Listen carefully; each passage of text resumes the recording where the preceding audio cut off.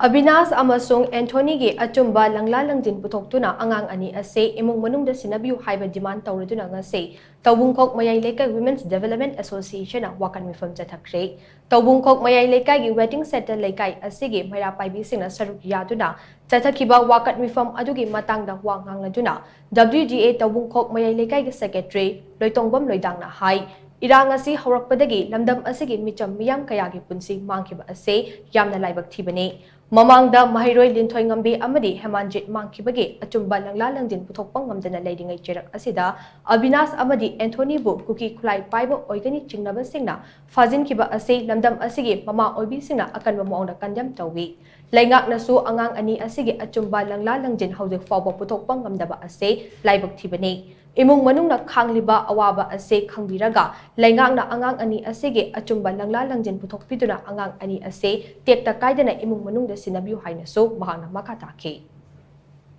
July tang tarukta mangkhiba angang ani du thiba phangdingai manungsida hauji muk November tang manga sida angang ani se chathokkhibadagi hanjillaktaba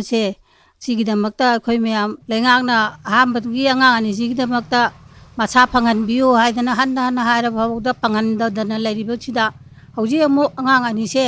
thiba phangdaba sida mama mapana wariba se sarkarna ubiduna amukta machani phangnanaba sarkarna hanna amukta thibinaba hanna haijari